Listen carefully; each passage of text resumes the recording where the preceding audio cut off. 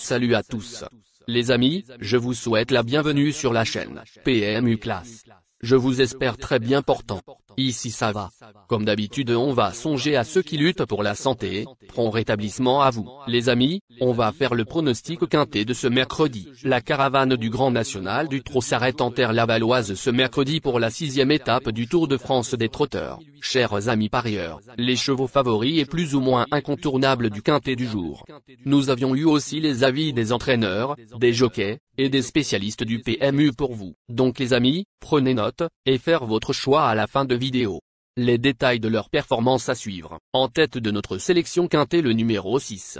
Aura notre préférence. Le 10 mai à Cannes, ce protégé de Richard Padovani a perdu sa victoire après enquête, mais avait fait forte impression en piste. Il a depuis répété en se classant 3e dans le temple du trot, dans une épreuve où il n'a jamais pu trouver l'ouverture. S'il a bien récupéré de ses derniers efforts, il ne devrait pas être loin du compte. Plus d'informations sur son état actuel à l'entraînement avec Nicolas Bazir, entraîneur et driver. Il s'explique. La 3e place de Jingle Dupont, 6, à Vincennes était bonne. Il n'a jamais pu trouver l'ouverture. Comme il n'a pas puisé dans ses réserves, il n'y a pas de contre-indication à le courir de façon rapprochée. Il est capable d'envisager le podium, il a retrouvé son bon niveau de forme. On enchaîne avec notre deuxième base solide du quintet de ce mercredi. Numéro 16. Ce protégé de Jean-Claude Allais ne cesse de franchir des paliers ces derniers mois, comme le prouve sa récente victoire à Vincennes devant Iroise de la Noé. En plein épanouissement, il va entrer dans le circuit du Grand National du Trot à la faveur d'un bel engagement. Déféré des postérieurs, il est, lui aussi, un candidat à la victoire. On se renseigne davantage avec Jean-William Mallet, entraîneur et driver. Il s'explique. Ulysse Digéo, 16, possède un mental extraordinaire. Il aime son travail et a le profil d'un guerrier. J'avais le choix des courses, mais j'ai opté pour cette étape dans l'objectif de pouvoir être au départ de la finale en décembre. Au second échelon, il nous faudra du train pour servir nos intérêts. Sachez que mon cheval est toutefois resté très bien. Chers parieurs, la dernière minute du quintet de ce mercredi. Numéro 8. Cet élève de Pierre-Yves Verva fait preuve d'une belle régularité en compétition. Au Croisé-la-Roche, il a fourni un très bel effort final et n'a été dominé que par 2-6 ans de grande qualité. Véritable gaucher, il devrait une nouvelle fois donner son maximum et semble en mesure de monter sur le podium. Plus de précision avec l'avis du reporter. Il s'explique. Holdup du Saptel, 8, est un véritable métronome.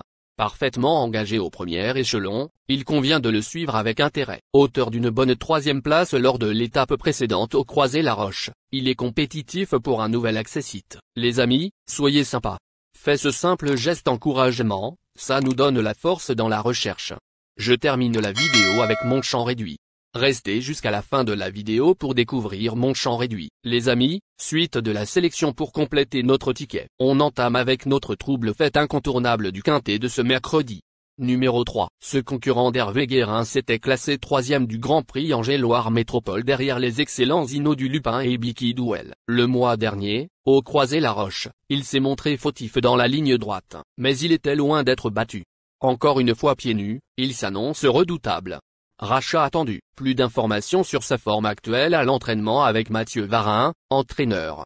Il s'explique. Imperator Della, 3, est un cheval dur à l'effort. En dernier lieu, au Croisé-la-Roche, il a été surpris par le changement de rythme très brusque et a répondu par une faute. C'est dommage, je suis sûr qu'il était parti pour très bien faire. Il est resté au top le matin à l'entraînement et aime les pistes plates. J'aimerais le voir aux avant-postes, c'est dans cette configuration qu'il est le meilleur. Il doit se réhabiliter. Nos deux tocards incontournables du quintet de ce mercredi. Premier tocard en forme. Numéro 4. Lauréate d'un groupe 2, devant Jean Balthazar, autre montée cet hiver. Cette jument de la famille Mottier ne connaît pas une si belle réussite à l'attelé. Néanmoins, elle vient de laisser des regrets à Cannes et dépend d'un entraînement redoutable. À ne pas oublier à l'heure du choix. On écoute Mathieu Mottier, entraîneur et driver.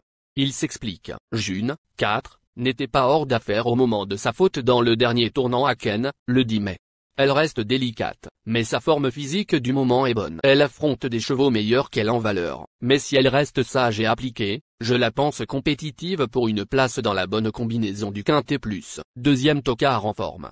Numéro 1, 5e de l'étape amiénoise, ce concurrent de Fabrice Soulouaille a depuis renoué avec le succès à Pont-Château, aux dépens de Jingle Dupont, 6. Il s'entend très bien avec Adrien Mériel et il est performant lorsqu'il est plaqué aux antérieurs. Sauf incident, il devrait lutter pour les premières places. Plus de précision avec Emma Souloy, fille de l'entraîneur. Il s'explique. Ove Ponvautier, est en bonne forme physique et devrait encore se montrer à son avantage ce mercredi. Il reste tributaire du parcours, plus le déroulement de la course lui sera favorable, plus il sera compétitif pour une belle place. Notre outsider séduisant du quintet de ce mercredi. Numéro 9. Vainqueur de l'étape de Mort de Bretagne, ce concurrent de Charles Bruno a depuis répété en s'imposant très plaisamment dans une épreuve européenne à Vincennes. Contrairement à sa dernière sortie, victorieuse, dans ce circuit, il devra toutefois s'élancer du second échelon. En grande forme, il mérite malgré tout un certain crédit. Plus de précision avec Charles Bruno, entraîneur. Il s'explique. Jerove Dubois, 9, est irréprochable. Il est toujours en forme optimale et suit son programme. Au second échelon de départ, la tâche n'est jamais évidente, mais à l'issue d'un déroulement de course favorable, il va répondre présent. Il évolue dans la même configuration de ferrure que lors de sa victoire à Mort de Bretagne le 23 avril. Notre surprise évidente du quintet de ce mercredi. Numéro 2. Cette jument de Jean-Paul Marmion a pris une bonne deuxième place dans l'étape de Mort de Bretagne, n'étant dominée que par Jerove Dubois, 9. Qui a depuis répété à Vincennes. Elle aura toutefois 25 mètres d'avance sur son rival et peut prendre sa revanche. Candidate aux accessites. On écoute Jean-Paul Marmion, entraîneur.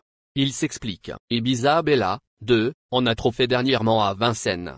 Elle a travaillé depuis avec un lasso qu'elle supporte bien, et qui devrait lui permettre de moins tirer cette fois. Ma jument est en pleine forme et sera avantagée par un retour sur piste plate. Si elle ne se bat pas contre elle-même, elle me paraît détenir une chance de figurer dans. Il est important de noter que les paris hippiques comportent toujours un certain niveau de risque et ne garantissent pas les gains. Pour augmenter vos chances de succès, il est recommandé de mener des recherches sur les chevaux, les jockeys, les entraîneurs et les conditions de la course, tout en suivant les conseils des experts hippiques.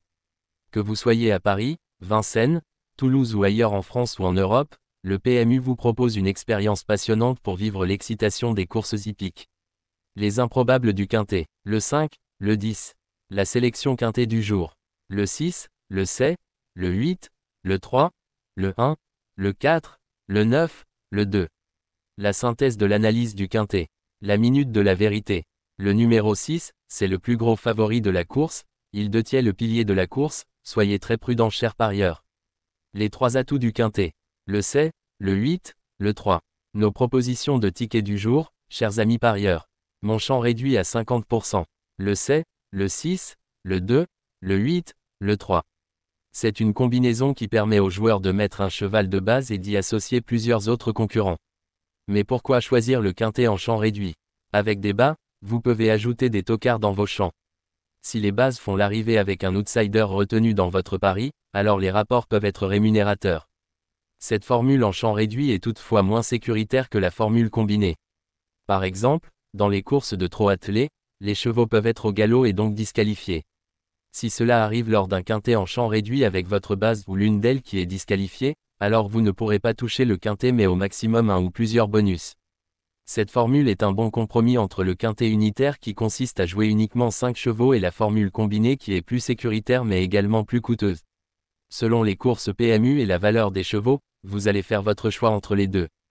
Ticket de folie, le 6, le 5. Et le 6, le 20. Ici nous avons décidé de combiner la base avec nos improbables. Ticket de couverture, le 6, le 7. Il existe plusieurs types de jeux, comme le pari en jeu simple, couplet gagnant ou placé, jeu trio, jeu quarté, jeu quintet, que vous pouvez tenter votre chance les amis. Mon multi 5 du jour. Le 6, le 8. Associé au grand carnet, le 7, le 3, le 1, le 4, le 9, le 2, le 5, le 10. Vous êtes nombreux à contribuer et donner votre avis sur nos différents contenus et nous sommes heureux de recevoir vos contributions et réactions respectueuses et courtoises qui enrichissent nos publications. Merci les amis, bon jeu à tous, à très bientôt pour la prochaine course. Bye bye.